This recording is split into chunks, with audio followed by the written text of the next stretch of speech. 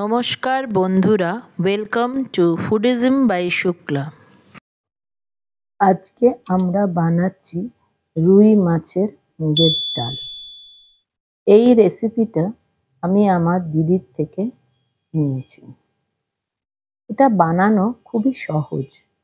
আমরা সাধারণত মাছের মাথা দিয়ে বাড়িতে বা কোনো অনুষ্ঠান বাড়িতে মুগের ডাল খেয়ে থাকি, কিন্তু আজ আমি এই রুই মাছের পেটি দিয়ে ডালটি বানাচ্ছি। এটা আপনারা কাতলা মাছের পেটি দিয়েও বানাতে পারেন। পেটি নিচ্ছি এই কারণে যে পেটিতে কাঁটা থাকে কম বা সহজেই কাঁটাগুলো বেরিয়ে আসে। মাছের গাদায় কাঁটা বেশি থাকে, অনেক সময় কাঁটা গলায় ফুটে যাবার ভয় থাকে। তাহলে চলুন আমরা ডালটি খুব সহজেই বানিয়ে ফেলি।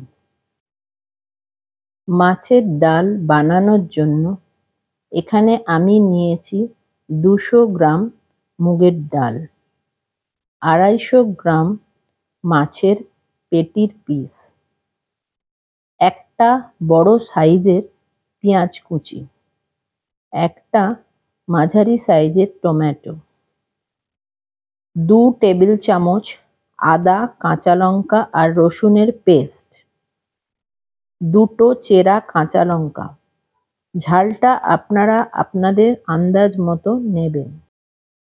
এছাড়া ফোড়নের জন্য লাগছে 1 টিস্পুন গোটা জিরে, 4টে ছোট এলাচ, 4টে লবঙ্গ, 2টো দারচিনি, 2টো শুকনো লঙ্কা আর 2টো তেজপাতা।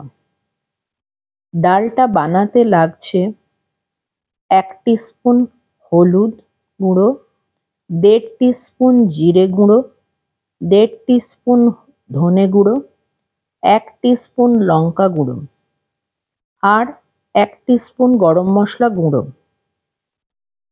এছাড়া নুন আর চিনিটা নিজেদের স্বাদ মতো নিতে হবে।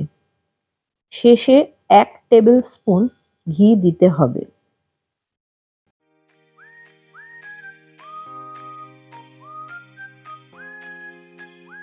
প্রথমে ডালটা ভালোভাবে ভেজে ধুয়ে নিয়ে প্রেসার কুকারে 2টো সিটি দিয়ে নিতে হবে।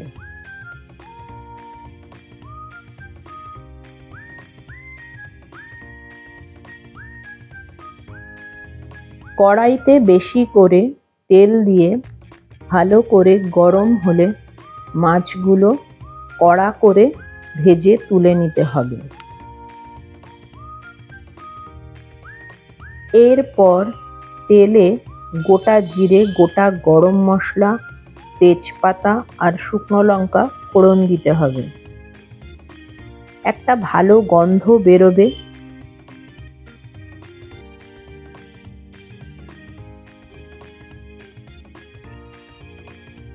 তারপর কুচনো পেঁয়াজ দিয়ে কিছুক্ষণ ভাজার পর টমেটোটা দিতে হবে।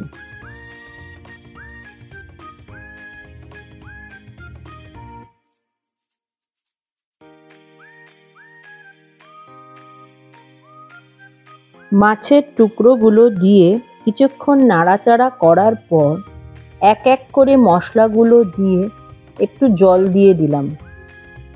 আদা, রসুন, কাঁচা লঙ্কার পেস্টটা আগেই দিতে হতো, কিন্তু আমার ভুলের জন্য এটা পরেই দিলাম।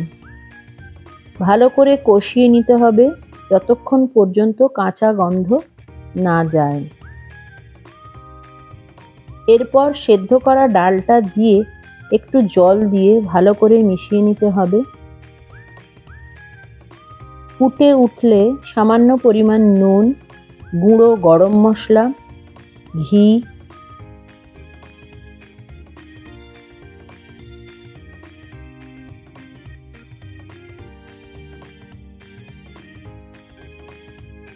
চেরা কাঁচা লঙ্কা আর ধনেপাতা দিয়ে দিলেই আমাদের রান্না শেষ।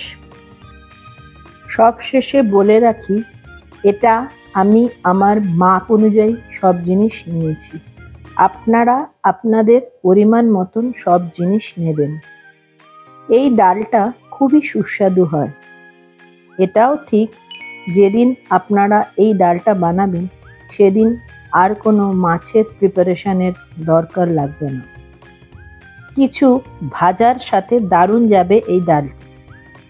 আশা করি আপনাদের ভালো লেগেছে এই রেসিপিটি। তাহলে চট করে বানিয়ে নিয়ে একবার টেস্ট করে দেখতে পারেন। কেমন লাগলো জানাতে ভুলবেন না। আমারও ভালো লাগবে আর আপনাদের সাথে বন্ধুত্বও হয়ে যাবে। যদি আপনাদের আমার বানানো এই রেসিপিটা পছন্দ হয় তাহলে কাইন্ডলি লাইক করবেন আর সবার সাথে শেয়ার করবেন। যদি পরবর্তীকালে এরকম আরও রেসিপি দেখতে চান তাহলে সাবস্ক্রাইব করতে ভুলবেন না। পাশে থাকা বেল আইকনটা প্রেস করে দেবেন। আপনাদের এই ভিডিওটা কেমন লাগলো কমেন্ট করে জানাবেন।